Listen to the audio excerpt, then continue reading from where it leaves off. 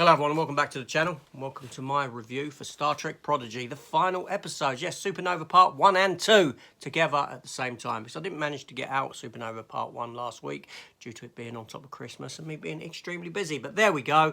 That aside, here we are. The finale of Star Trek Prodigy. Let's get into it.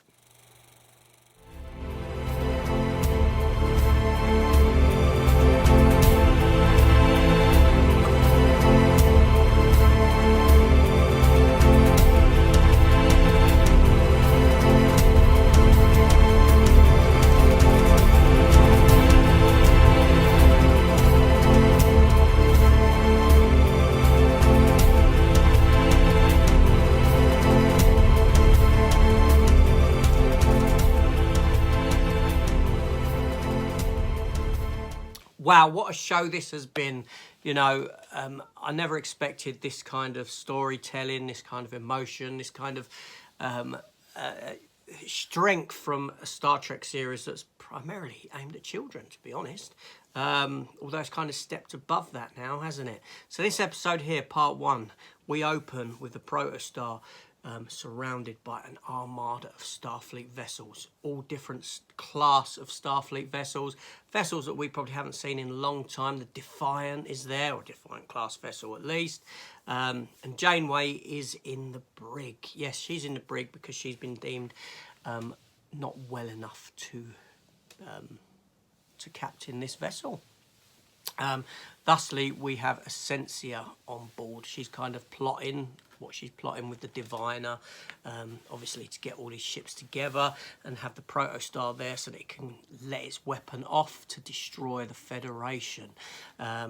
Yes, obviously Diviner and Dreadnought are on board Admiral Janeway's vessel. Gwyn is willing to go across and finish it on her own. She wants to go and defeat, you know, her father and that sort of thing. But she opens up to Dal that Dal will never be able to join the Federation because of the enhancements that he's got in him, which is a fantastic plot twist almost that we found out in a few episodes beforehand. She lets him know this, and ultimately he just chooses to sacrifice himself and go ahead and finish things off so that he can allow the rest of his crew to join Starfleet, which is, you know, which he hopes will happen for him, which is a great character development for the character and shows the strength of character that Dal has. Essentia manages to beam aboard the protostar along with the Diviner and Dreadnought, and the Dreadnought subdues the crew, all of them, but Essentia is left to fight in a battle with Gwyn, and she locks out the Diviner from witnessing this battle because she doesn't trust him. She doesn't believe that he will do what needs to be done when his daughter's life is at stake, and rightly so. He comes in and he helps to save the day, helps to save her, shall we say, but he ultimately gets wounded, and spoiler alert if you ain't seen it, he dies. So again, a great emotional motivator for the character of Gwyn right there. We're then left with the Federation. They're all you know, the weapon's been activated. The Federation are attacking one another. Their ships are firing on one another in a beautifully crafted scene that looks fantastic. All the lights on the vessels are red. You got vessels exploding. The universal translators stop working, but Gwyn can overcome this, and she can speak all these different dialects like she's been trained to do, and she reaches out to non-Federation vessels to come in and assist with the Federation because they're not affected by the weapons, but by the weapon on board the protostar. So in come a load of other different vessels, Ferengi, Klingon, among others, to help save the day. But as the episode ends, we get a load of other Federation vessels coming in, because as these Federation vessels are being destroyed and fired upon, they're reaching out, and automatic SOS is being sent out to other Federation vessels, drawing them into the fray. And as they come in, it's all become very overpowering, and all the vessels are getting destroyed. And the episode closes there on this cliffhanger. And wow, what a fantastic episode. Really, really strong. action-packed, more action-packed than anything else, but some fantastic character moments within there. There are some silly bits where it does go back to being very childish in nature, like with what goes on with Murph fighting Dreadnought and this sort of thing, that will appease younger viewers, which is a shame really, but that's the audience that this show is generally going for, which I understand, because it's bringing younger viewers into Star Trek in the hopes that they will grow up and then proceed onto the other treks, and I totally get that, and I'm fine with that, because the good outweighs the bad in this series immensely. It's really, really good. And there we go. So let's talk about part 2.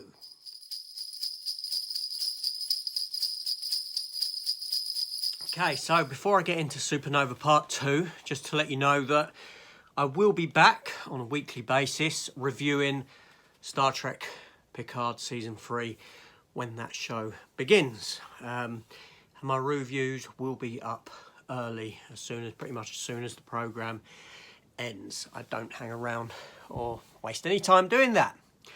So, Supernova Part 2. Yes, so obviously we've been left off with what looks like the decimation of the Federation, but the crew of the Protostar, they come up with an idea whereby they can self-destruct the vessel. Only if they self-destruct the Protostar in situ, the explosion will be massive and spread and destroy a vast quantity of space and all this sort of thing. But they come up with a plan that if they were to detonate at the point of jumping with the Protostar drive, the proto drive, that the explosion will be spread across a large distance of space, having minimal impact to those at each point that they're travelling through. So they set about doing this. Only someone has to stay behind to operate the vessel. Dow says that he will do this because obviously him not being taken into Starfleet and him being the ship's captain, self-appointed captain, shall we say. But Janeway says that she will do it, hologram Janeway, and that she will download her information onto a drive which they can take with them, thusly keeping herself alive. Only she comes to realise that she can't actually do this. There's not enough time, not enough space on the drive to do this. So she kind of deceives them into leaving her behind, and she makes the sacrifice play. And she's destroyed. They come to realise this while they're all sat on the shuttlecraft, and obviously they're somewhat upset by this. The Federation is saved. The ships stop firing on one another because the weapon has been destroyed in the explosion with the Protostar. We then jump forward a bit, and we're on Earth with Janeway, and we come to learn that the explosion over a mass distance has created a wormhole. And through this wormhole, they have picked up a new radio signal from Chakotay. They come to find out that Chakotay is somehow trapped in the future, about 53 years, I believe it was, in the future. This obviously setting up a season 2. We then go to some sort of committee, a sort of court, where the crew of the Prodigy, the young crew who have made their way back to Earth, Janeway is defending them, saying that they ought to be allowed into Starfleet. And after some humming and hawing, this comes to pass. 5 of them are allowed into Starfleet, with the exception of Gwyn. Gwyn has to go back to her own planet because obviously first contact hasn't taken place yet, and if she goes back, she can prevent what has happening, so to speak, if that makes sense. Time travel stuff and all this sort of thing. But yeah, so and the show is left there. The young crew, they get their cadet uniforms or their Starfleet uniforms. They come together with a new Protostar style ship, under the command of Janeway, who has plans for them, and inevitably will be taking them in the, well, she says earlier in the episode that she's going to take them in the hunt for Chakotay, essentially. She wants to be on the expedition that goes to find him, and we're kind of left there. That's where the episode closes. So again, a fantastic episode, a lot slower than the episode that came before, in that this is much more character-based than that action-based episode. A lot of emotion with the Janeway hologram sacrificing itself, Gwyn parting ways with the rest of the crew. But yeah, it sets itself up for a sequel series, again, which doesn't deny Kate Mulgrew any appearances, because she's now their captain, essentially. Gwyn can also make a return if required, if the story deems it necessary. But it'll be an interesting journey to see where these characters now go, where the show takes them. They've all developed in their own way, in their own right.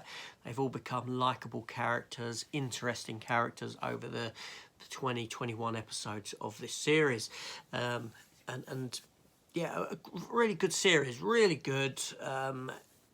The animation was fantastic, you know, the scenery, the backdrops, all that sort of stuff. You know, when the protostar explodes, you see it going through space and exploding from a distance. You know, what it's left behind looks fantastic. Just a really strong Star Trek series, and I honestly didn't expect this much from it. I really didn't. Hats off to the makers of this show. It was a strong, fantastic series. Anyway, let me know down below your thoughts on this final episode. What did you think of it? Did it work for you? Didn't it work for you? Has the series worked for you or hasn't it? I'd be interested to know. Also, hit the subscribe button. Like I said, I will be back that morning after the start of Picard Season 3, probably uploaded within a half hour, an hour, that sort of a thing, from after it's finished. And I'll be talking about that on a weekly basis. And I generally have fun with talking about Picard and Discovery when I do it. I have reviewed the series previous. Yeah, and I expect Season 3 to be just as an enjoyable discussion as what I've had in the past. But I don't hold back, just let you know that. Anyway, this is AJ. Thanks for watching, and I will be back with you, and when I am back I will be filming in the room behind me, which is a new movie room for me, which I've just set up, and I'm in the doorway of it, sort of teasing it, because as of the new year I'm in there recording new backdrops, new everything actually, and there'll be a big Enterprise hanging from my ceiling. Yes, it will. And a bird of prey as well, so come back and see those as well. Anyway, this is AJ. Thanks for watching. I'll see you on the next one. Take care all, and